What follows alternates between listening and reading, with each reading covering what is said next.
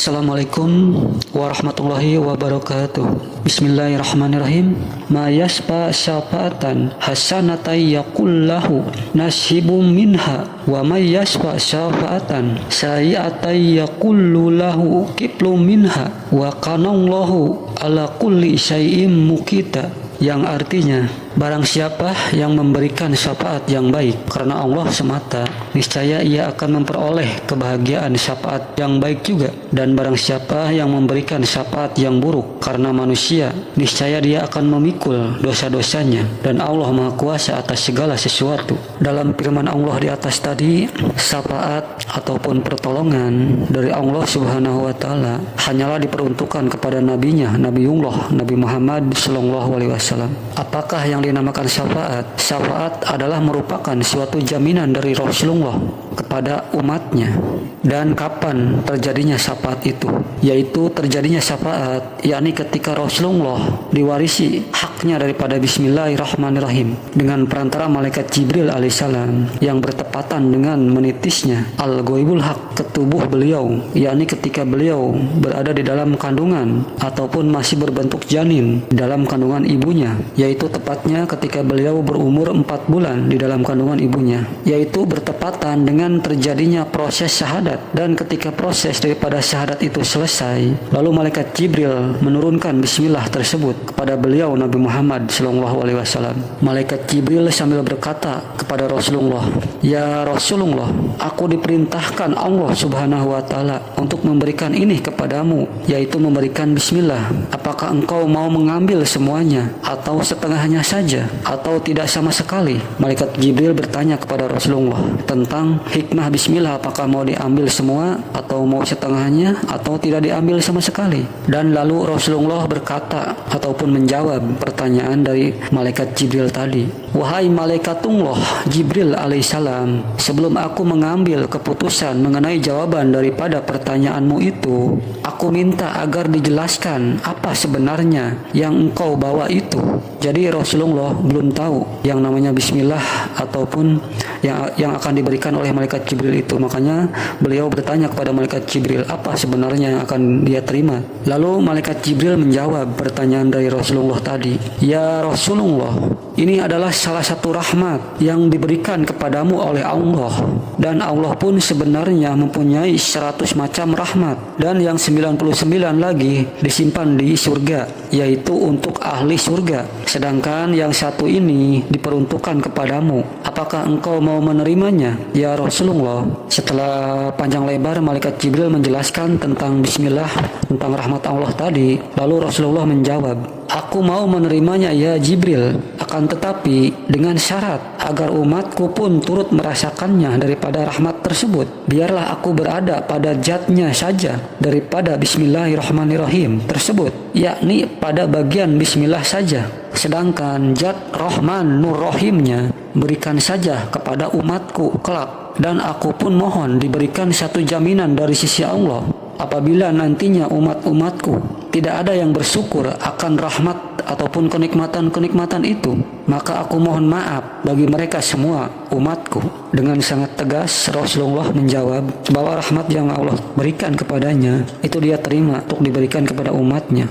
Subhanallah, Rasulullah yang masih berada dalam kandungan, kita lihat dari ucapan beliau Rasulullah Nabi Muhammad SAW, betapa dia sangat mementingkan umatnya daripada dirinya sendiri. Seperti dalam sabdanya Rasulullah berkata, "Bismillahirrahmanirrahim, wa bu'istu ilal umami kulliha amat," yang artinya, dan aku Muhammad dibangkitkan untuk umat seumumnya atau semuanya. Kenapa beliau Nabi Muhammad bersabda ataupun mengatakan bahwa umat seluruhnya, baik umat Nabi Musa, baik umat Nabi Daud, dan juga Nabi Nuh serta Nabi Isa adalah umatnya Muhammad? Karena memang pada dasarnya semua umat ataupun manusia itu diciptakan bagian daripada dirinya Muhammad, yakni semua manusia diciptakan yaitu diambil dari ruhnya ataupun ruhnya Muhammad. Itulah sebabnya Nabi Muhammad dijuluki sebagai Abu Ruh ataupun bapaknya semua ruh. Sedangkan pada diri setiap setiap manusia itu pasti mengalami terjadinya suatu proses syahadat, yakni menyebutkan nama Allah dan menyebutkan nama Muhammad, yaitu terjadinya proses syahadat tersebut ketika di dalam kandungan 4 bulan. Jadi semua manusia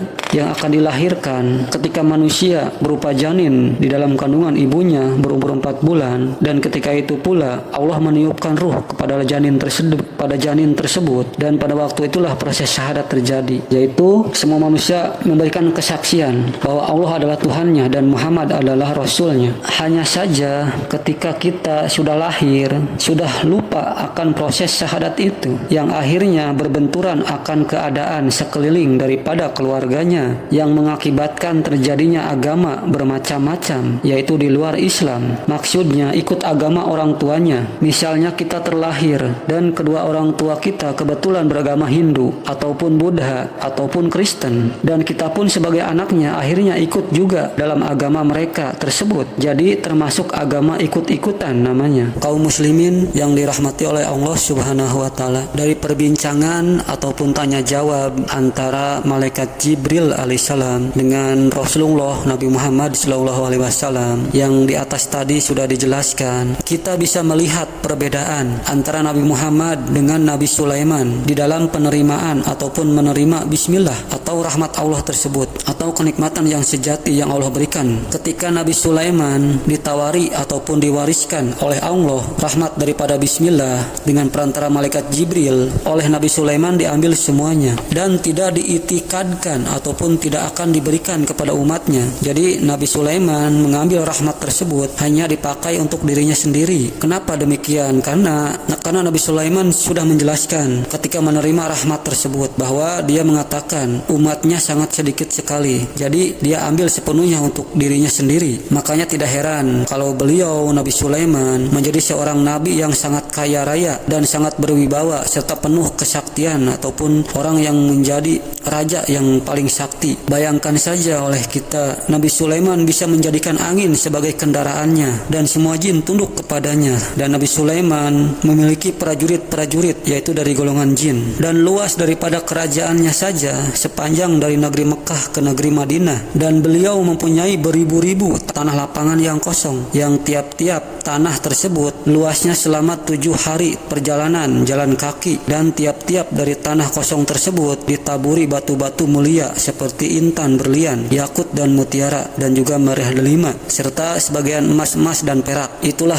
kemuliaan ataupun keistimewaan daripada Nabi Sulaiman alaihissalam. Karena Nabi Sulaiman mengambil rahmat bismillah tadi hanya untuk dipakai untuk dirinya sendiri. Seperti dalam firman Allah Subhanahu wa taala, Bismillahirrahmanirrahim. Fasahharna lahur riha tajri bi amrihi ruhaan hasyu ashaba, yang artinya kemudian kami tundukkan kepadanya Nabi Sulaiman angin yang berhembus dengan baik menurut kemana saja yang ia kehendaki oleh Nabi Sulaiman. Dan dalam firman-Nya lagi, Bismillahirrahmanirrahim, Robbi gfirli wahabli mulkala yambagi li ahadin mim ba'di innaka antal wahhab, yang artinya, ya Tuhanku, ampunilah aku dan anugerahkanlah kepadaku kerajaan yang tidak dimiliki oleh seseorang pun juga sesudah aku Sulaiman. Sesungguhnya engkaulah yang maha memberi. Dan setelah kita simak daripada doa beliau Nabi Sulaiman itu, bukankah sudah jelas bahwa beliau Nabi Sulaiman lebih mementingkan dirinya daripada umat, sedangkan Nabi Muhammad SAW dia lebih mementingkan umatnya daripada dirinya sendiri. Jauh sekali perbedaannya antara Nabi Muhammad dan Nabi Sulaiman dalam menerima bismillah ataupun rahmat tersebut. Dan pada akhir daripada tanya jawab antara malaikat Jibril dengan Nabi Muhammad Rasulullah di alam janin ataupun di alam kandungan, keputusannya ialah bahwasanya Allah mengabulkan permintaan Nabi Muhammad tersebut, yakni akan jaminan ataupun syafaat bagi umatnya. Dan akhirnya selesailah proses syahadat itu dan turunnya bismillah ataupun rahmat tersebut, serta selesainya pula tugasnya daripada al-ghaibul haq, daripada penitisan atau penantiannya, atau bisa disebut reinkarnasi, yaitu dari Nabi Sulaiman alaihissalam kepada Nabi Muhammad sallallahu alaihi wasallam. Dan hanya ghaibul haq lah yang mengawani ataupun menemani beliau Nabi Muhammad selama di alam janin ataupun di alam kandungan. Kaum muslimin yang berbahagia yang dirahmati oleh Allah Subhanahu wa taala, Abdullah bin Abdul Muttalib adalah bapaknya Nabi Nabi Muhammad SAW. Beliau Abdullah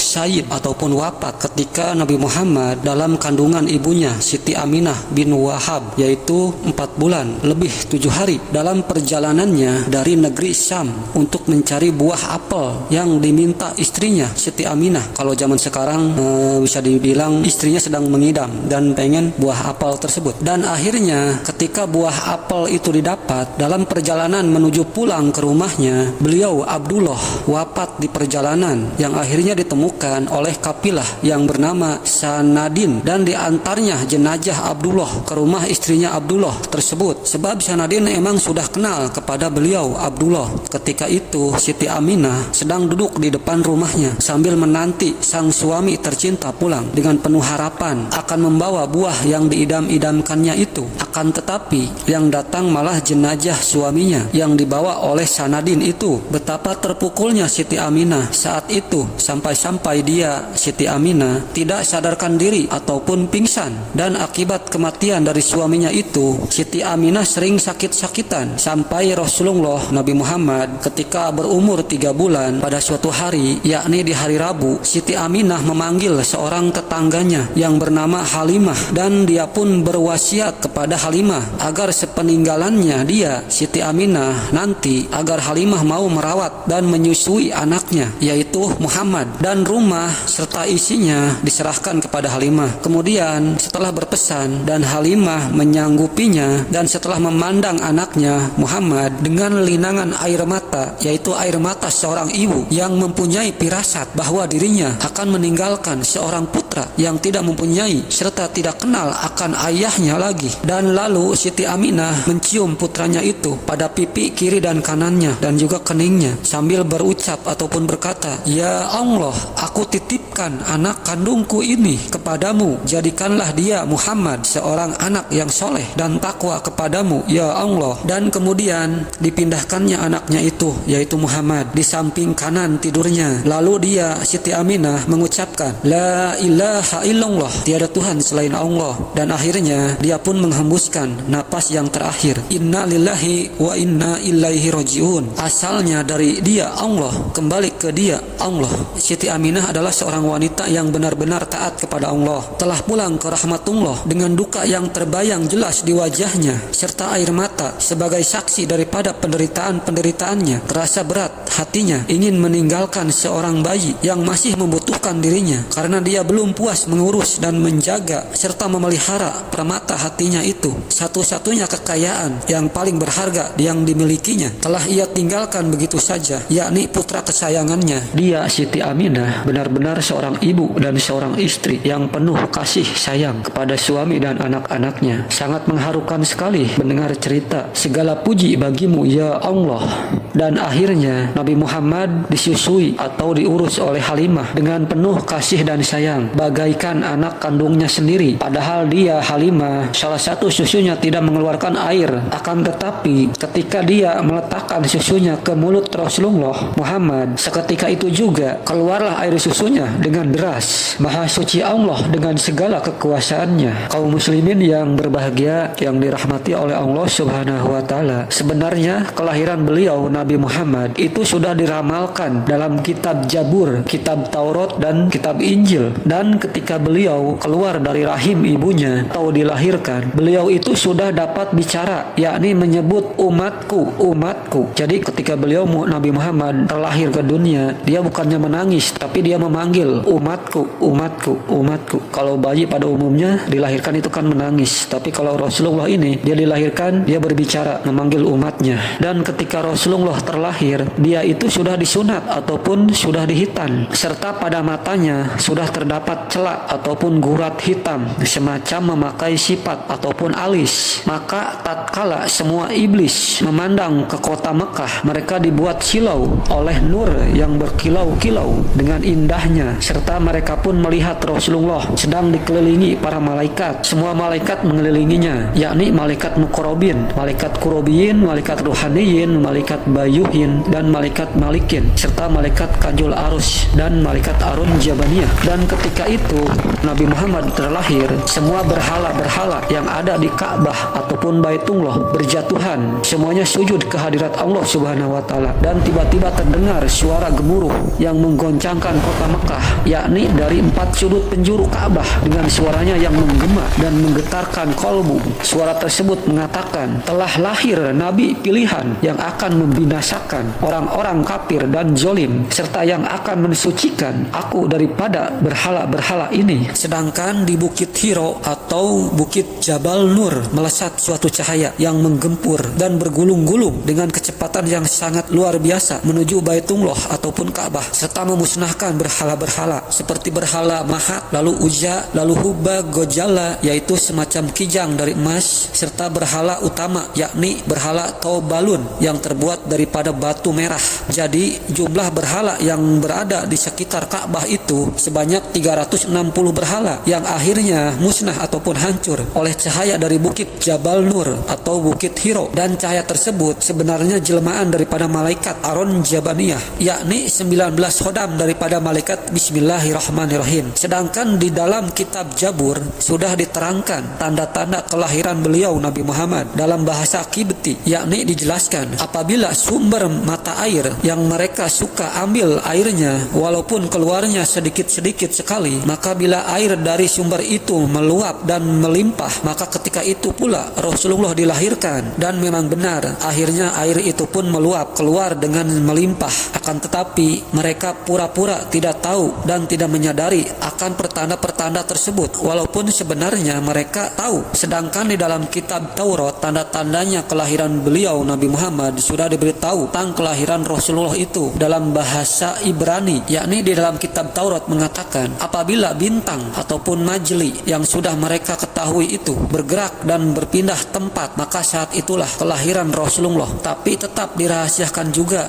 atau ditutup-tutupi oleh orang-orang Yahudi tersebut. Sedangkan di dalam kitab Injil dijelaskan tanda-tanda itu pun sudah diberitahu pula tentang kelahiran Rasulullah, yakni dikatakan apabila pohon korma yang sudah bertahun-tahun itu mengering dan apabila mengeluarkan daunnya, maka itu tandanya Rasulullah telah lahir ke dunia. Akan tetapi tanda-tanda itu pun dirahasiakan pula oleh orang-orang Nasrani tersebut dikarenakan kedengkian hatinya. Dan akhirnya ketika Rasulullah sudah berumur 6 tahun, beliau ditinggal pergi ke rahmatullah oleh ibu asuhnya yakni Halimah. Kemudian beliau diurus oleh pamannya dari bapaknya yakni Abu Muthalib. Dia seorang paman yang penuh kesabaran serta bijaksana dan terpandang di mata kaumnya yakni kaum Quraisy ataupun bangsa Quraya. Kaum muslimin yang dirahmati oleh Allah Subhanahu wa taala. Beliau Nabi Muhammad sesudah menjadi rasul dalam kehidupannya sangat memperhatikan umat-umatnya selalu. Dia Nabi Muhammad lebih mementingkan umatnya daripada istri, anak-anaknya dan keluarganya. Sebab menurut beliau kebenaran serta keselamatan bagi umatnya adalah segala-galanya. Jadi sudah sepantasnya lah kita sebagai umatnya mencintai dan menyayangi Nabi Muhammad, yaitu dengan memperbanyak baca sholawat kepada beliau Nabi Muhammad Rasulullah. Sedangkan para malaikat pun bersolawat kepadanya. Saking sayangnya beliau Nabi Muhammad kepada kita umatnya, sampai-sampai ketika beliau dihidupkan lagi, yaitu di alam akhirat ataupun alam pembalasan, yaitu manusia pertama yang Allah bangkitkan nanti di akhirat, itu adalah beliau Nabi Muhammad SAW. Jadi setelah kiamat nanti, yang pertama yang Allah bangkitkan adalah Rasulullah Nabi Muhammad SAW, dan yang kedua adalah malaikat, yaitu malaikat Israfil yang Allah bangkitkan setelah Rasulullah. Dan ketika Rasulullah Nabi Muhammad dibangkitkan, yang dia tanyakan adalah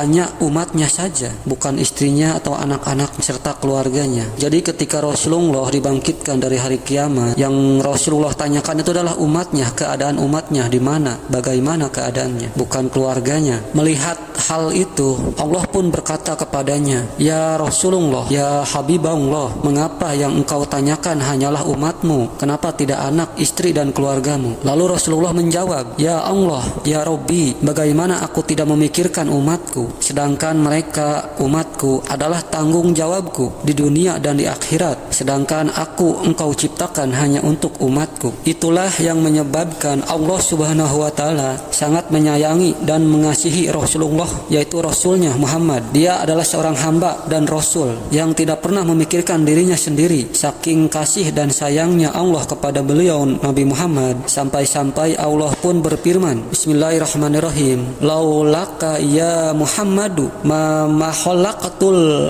aplaka, yang artinya, kalau bukan karenamu ya Muhammad, aku tidak akan menciptakan langit dan akhirat.